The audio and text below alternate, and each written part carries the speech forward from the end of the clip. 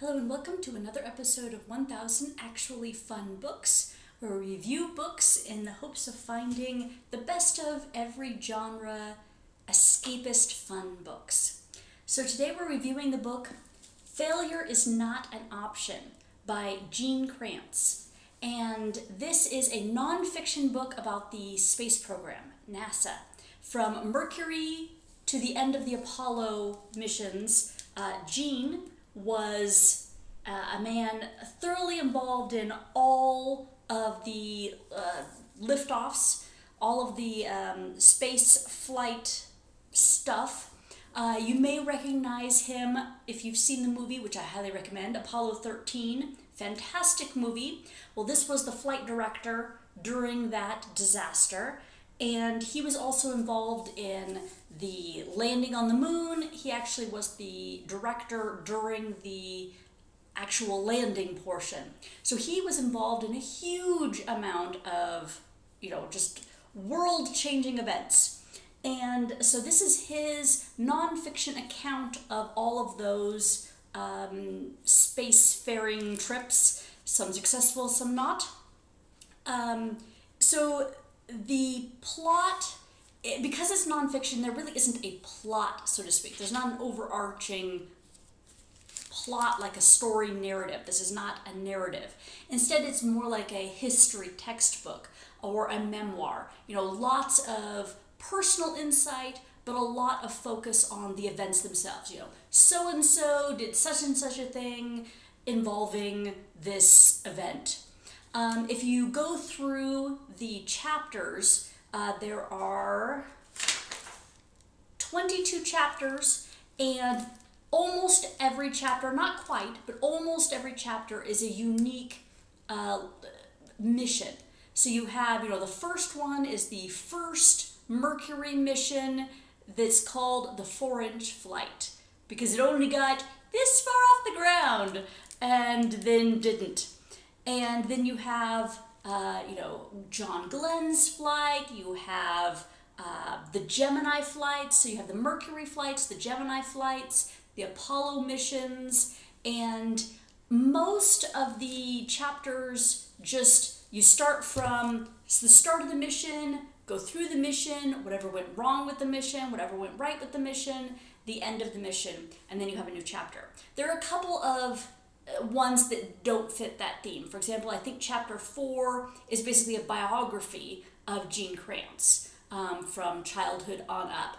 And you've got some that are kind of more like in-between missions. So like the Apollo 1 mission, which killed a bunch of people, then you have a chapter that's basically on the recovery of that. How do you move past that disaster?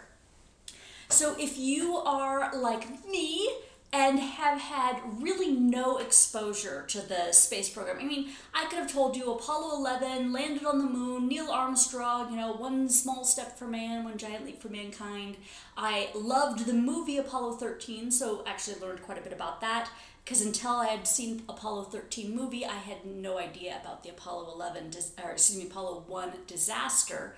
And I could have named a couple other astronauts like John Glenn, but I couldn't Shepard, and the Columbia disaster, some things like that. So I could have given you some of the highlights, but I am not somebody who was a huge space aficionado, so knew a lot of the details. So for me, this book was extremely educational. I learned a whole bunch that I had no idea about before I read the book.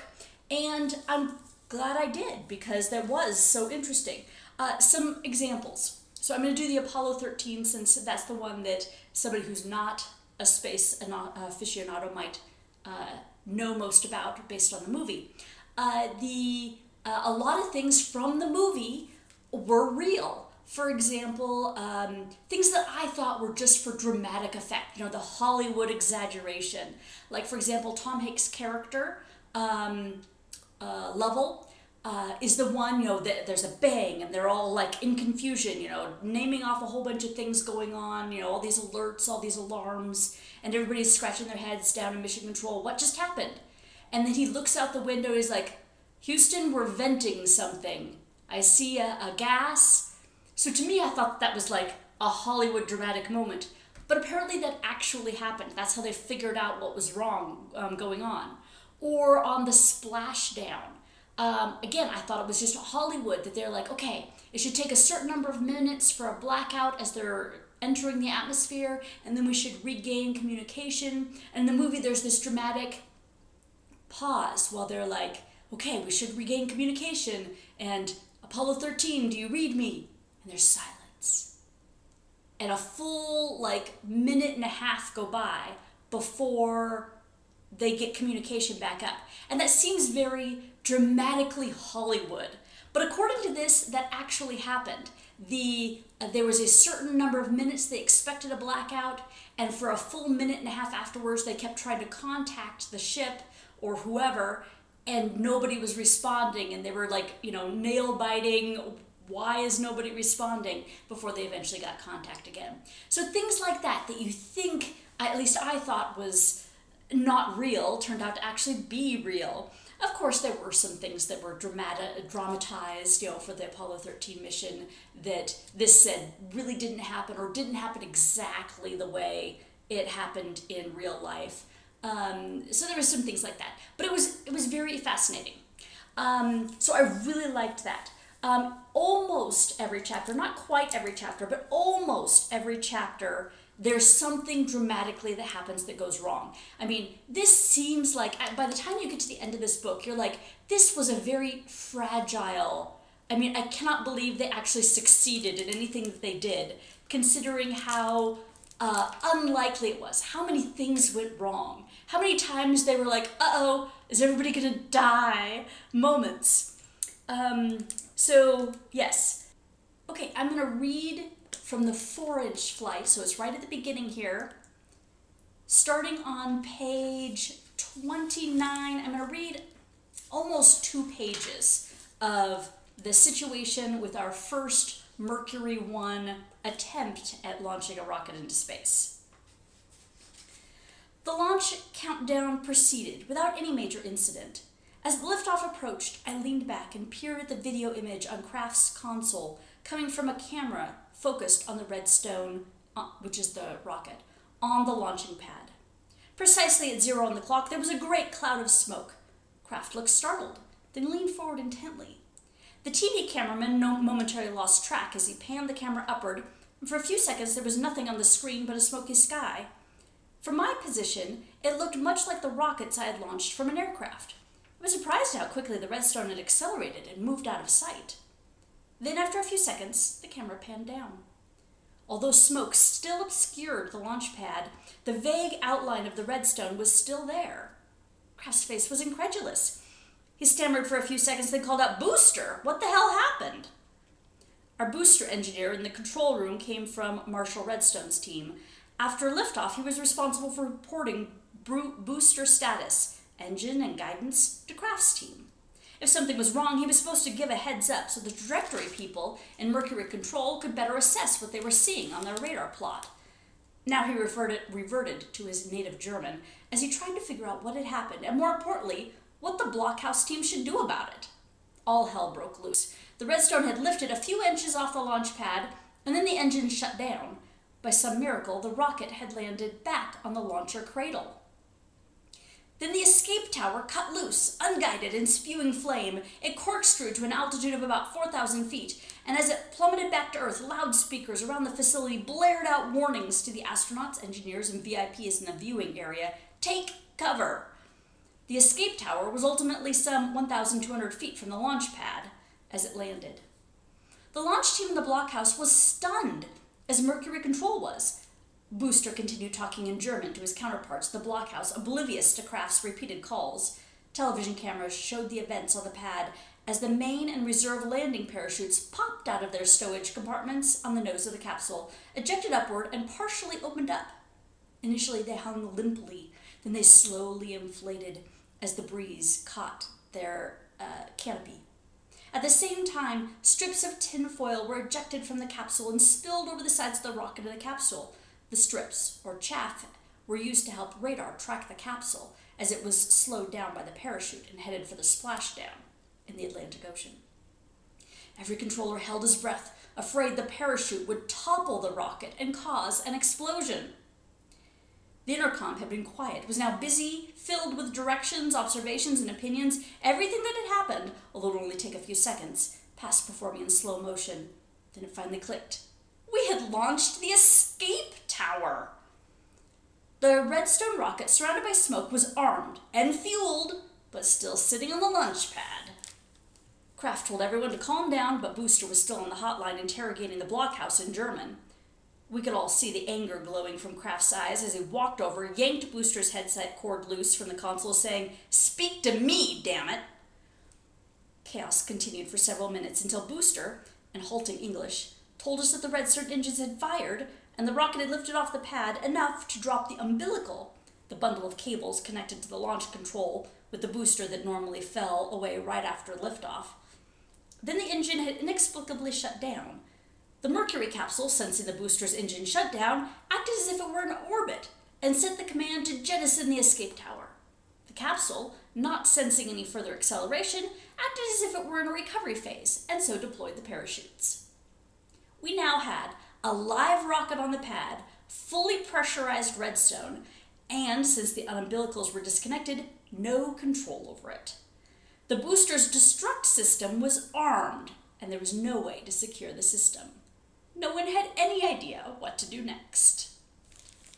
Okay, and then the rest of it kind of continues with how they figured out what to do about their ticking time bomb on their launch pad, going, what do we do? If you can't get close, it'll blow up, and So I'll leave you with that cliffhanger if you don't know how they resolve that. Anyway, as you can see, when they have a problem, it can actually be really interesting, really exciting reading as far as what is going on and everybody going, what do we do, and how do we solve it? And then they kind of come up with a solution and solve the problem. It's both fascinating because I knew nothing about this event, as well as really engaging in that part. Having said that, however, a good portion of the chapter is not like that. Most of the chapter is more a fire hose of information. You can get names, so many names. The author clearly wanted to give credit where credit was due to everybody involved in the program. But it starts out with, a small group of people, small meaning, maybe a couple hundred, to like 20,000 people or whatever. I mean, maybe I'm exaggerating there, but it was a huge number of people. So he gives frequently in every chapter about a paragraph biography to a whole bunch of different people. Here's this person, and this is what they did, and their job title, and how they were impacted or how they got involved in the program, etc., etc. And it can be kind of tedious to wade through all the names because you're sitting there going, okay, is this an important person because it's going to be relevant to know who this person is and what their job title is for the rest of the chapter, for the rest of the book? There are a couple that's the case. But there's also a bunch of people that he mentions once in a little paragraph and maybe their name comes up again and that's all you hear about this person. And it kind of can feel overwhelming, the number of different people, the positions. Again, I'm not really familiar with NASA, so they do a whole slew of job titles, and sometimes it's not clear exactly what they do. The flight director versus the controller versus the dynamics flight person versus the, just a whole bunch of job titles, a huge number. So it can get overwhelming.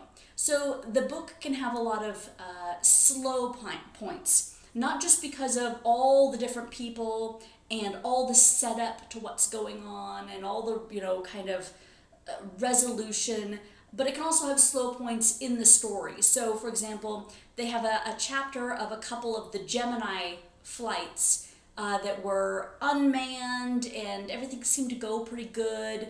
And it just ends up being kind of a boring chapter you feel like skimming through. For the most part, if you were to give a percentage, it's probably, 2/3 of every chapter is kind of the slower parts, with 1/3 of it being, interesting. Wow, I had no idea this was going on, and how did they solve that problem, and, the problems that were going on that I wasn't aware of. So, yeah, too many details. It's a non-narrative flow, so it's not it's not easy reading. This is not an escapist read. This is not something that you sit down and are immersed in and, somebody has to poke you to get you to pay attention. Instead, it feels more like a history book where it can be, slow reading to go through. So this took me quite a while to get through because it isn't that immersive storytelling. Overall, I really liked what I learned. I really liked the book, but it doesn't fit my categories on my, my site here, my channel, where I'm trying to find the best of fun escapist books. There are definitely fun moments to this, but overall I wouldn't say this is a fun book. Instead, it's just more fascinating. So I recommend it to people who would be really interested in space travel, who want to hear about all those disasters and near disasters and what happened and how they solved it, who are willing to wade through the slower, more tedious bits to get to those, or are willing to skim through them to get to them. I wouldn't necessarily recommend it to somebody who just wants a lighthearted escape read. And so since that's kind of more of the focus of my channel, I'm not going to give it my full 2 thumbs up, highest recommendation. Instead, I'm just going to get it on the okay. Not because it's not good, because it is good, not because it isn't well worth reading, but because it doesn't have that fun factor that I'm trying to go for. So that's kind of my conclusion on this. If you want to read it, I say go for it, but don't expect it to be an escapist read. Okay, so part 2, I am picking a digital book, so I don't have something to hold up for you. It's called The Golden Age of Magic by Luann Smith. This was one of the first reads book on Amazon that's free for the month of June. Unfortunately, I'm going to post this video slightly after June, so it's no longer going to be free, but that's okay. It is a fantasy book that's kind of fairy tale-esque, sounds like, maybe a little bit murder mystery, because according to the summary, somebody dies, but it just sounds like a kind of a lighthearted fantasy. So hopefully that's fun, and that will be my next video. I hope that you will join me, and thank you for watching.